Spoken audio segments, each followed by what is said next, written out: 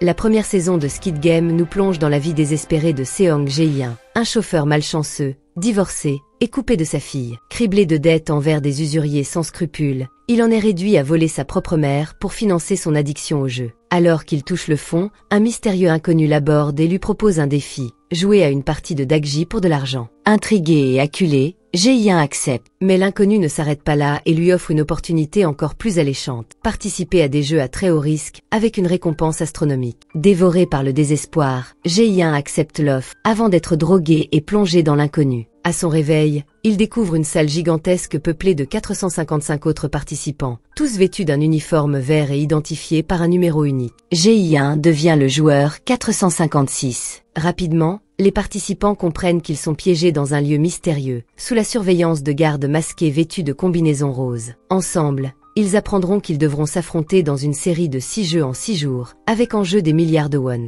Alors que le premier jeu se prépare, Jae-in découvre avec surprise que son ami d'enfance, Cho Sang-woo, est également un joueur, le numéro 218. Il se lie également d'amitié avec le joueur 1, Oh Il-nam, un vieil homme fragile, et forment une alliance pour maximiser leurs chances de survie. Parmi les participants, Jae-in reconnaît aussi le joueur 67, Kang Sae-byeok, une pickpocket qui lui a récemment volé ses derniers sous. Le premier jeu, supervisé par l'énigmatique Frontman, commence. Il s'agit d'un 1, 2, 3, soleil mortel. Les règles semblent simples. Courir jusqu'à l'extrémité du terrain lorsque la poupée géante dit lumière verte et s'immobiliser instantanément lorsqu'elle dit lumière rouge. Mais l'illusion de simplicité s'effondre lorsque le premier joueur à bouger est abattu sur place. La panique s'installe, provoquant une hécatombe. À la fin de ce massacre, plus de la moitié des participants sont morts. Jae-in, terrifié mais vivant, réalise avec ses alliés que ces jeux sont bien plus meurtriers qu'il ne l'imaginait. Chaque mort alimente la cagnotte finale. Les survivants votent pour mettre fin au jeu, et les gardes, étonnamment,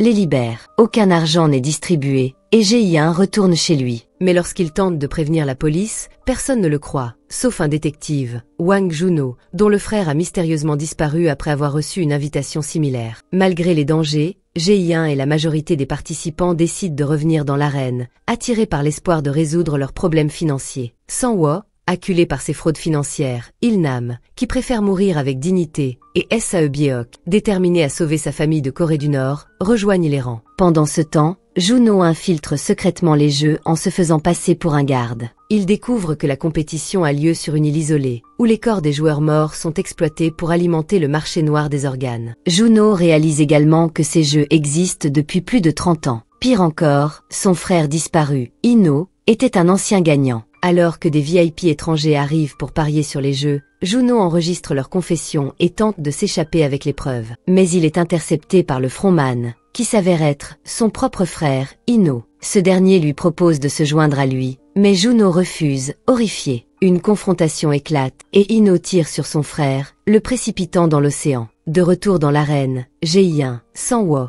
et Il-nam se préparent aux dangers qui les attendent, plus déterminés que jamais. Les jeux continuent, et Jae-in trouve un nouvel allié en la personne du joueur 199, Ali, un immigrant pakistanais qui a enduré de terribles injustices dans sa vie quotidienne. Pour le deuxième jeu, les participants doivent choisir entre un cercle, une étoile, un triangle ou un parapluie. Après leur choix, ils se retrouvent contraints de découper leur forme sélectionnée dans une fragile galette de sucre. Malheureusement, Jae-in se retrouve avec le parapluie, de loin la forme la plus difficile. Pourtant, contre toute attente, il réussit à accomplir la tâche, tout comme ses alliés. Après le deuxième jeu, la tension monte dangereusement. Le joueur 101, Deoksu, tue froidement un autre participant qui l'accuse d'avoir mangé plus que sa ration de nourriture. Les gardes, impassibles, n'interviennent pas. Leur seule réponse est d'ajouter davantage d'argent dans la cagnotte finale. Comprenant qu'il peut éliminer ses concurrents pour augmenter ses chances de survie, Deoksu forme une alliance avec d'autres joueurs partageant sa vision, dont la joueuse 212,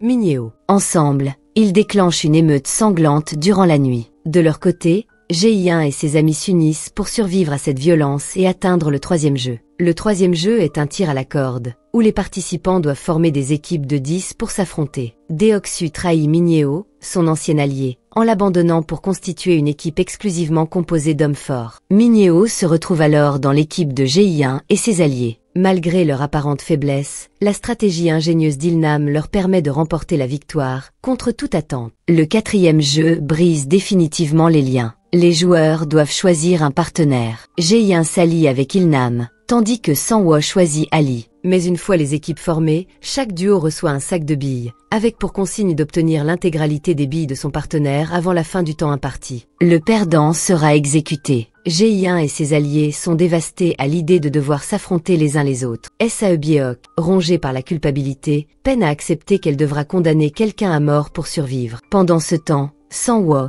calculateur et froid, trompe Ali pour lui voler ses billes. De son côté, Ji-1 exploite la démence d'Il-nam pour le manipuler et gagner. Lorsque le temps expire, Il-nam avoue qu'il a permis à Ji-1 de l'emporter, car ils sont gambus des amis de confiance. Ji-1 quitte le jeu anéanti par ses actions et la perte d'Il-nam. À l'aube du 5e jeu, seuls 16 participants restent en lice. Parmi eux, Ji-1, Sang-woo, Sae-byeok, Deoksu et Minhyeo. Ce jeu, intitulé Pont de verre, exige que les joueurs traversent un pont composé de plaques de verre, certaines solides, d'autres fragiles, capables de céder sous leur poids. L'ordre de passage des joueurs est déterminé aléatoirement. Tandis que les premiers participants tombent un à un dans le vide, Deoksu refuse d'avancer, forçant les autres à risquer leur vie pour révéler le chemin correct. Le chaos atteint son paroxysme lorsque Minhyeo, animée par une rancune tenace envers Deoksu, choisit de se sacrifier. Dans un ultime acte de vengeance, elle s'agrippe à lui et les entraîne tous deux dans la mort. Le temps presse, et les survivants n'ont toujours pas traversé le pont. Sang-woo, fidèle à son pragmatisme cruel, pousse sans hésitation le joueur devant lui pour tester la solidité de la prochaine plaque. Ce sacrifice lui permet de franchir le pont en toute sécurité, suivi par les seuls autres survivants de ce jeu, Ji-1 et Sae-byeok. Le jeu final. Ji-1 découvre avec effroi que son ami d'enfance, Sang-woo,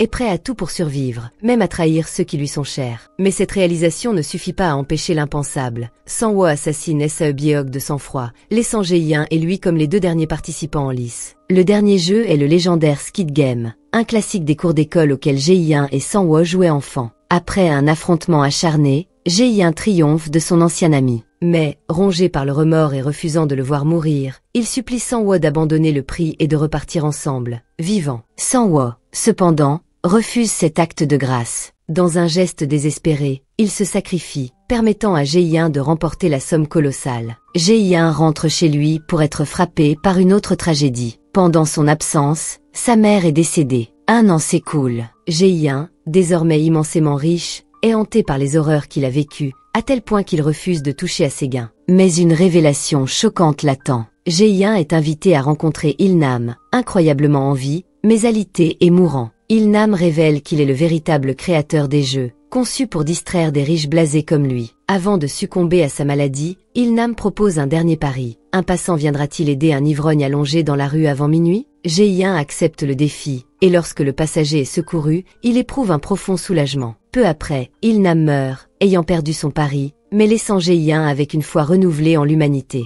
Transformé par cette expérience, Ji-1 décide d'agir. Il sauve le jeune frère orphelin de Sae-byeok et le confie à la mère de Sang-woo, leur offrant une partie de ses gains pour qu'il puisse vivre à l'abri du besoin. Alors qu'il se prépare à enfin retrouver sa fille et tenter une réconciliation, Ji-1 assiste à une scène troublante. Un inconnu recruté pour la nouvelle édition du Skid Game. Face à l'horreur persistante de ce cycle de violence, Ji-1 prend une décision radicale. Il abandonne son voyage et choisit d'infiltrer les jeux une nouvelle fois, déterminé à mettre fin à cette spirale infernale. Envie de découvrir la suite des jeux impitoyables et le destin de Ji-1? La saison 2 de Skid Game est déjà disponible sur notre chaîne. Préparez-vous à plonger à nouveau dans un monde de suspense, de trahison et de révélations choquantes. Ne ratez pas ça. C'est bête.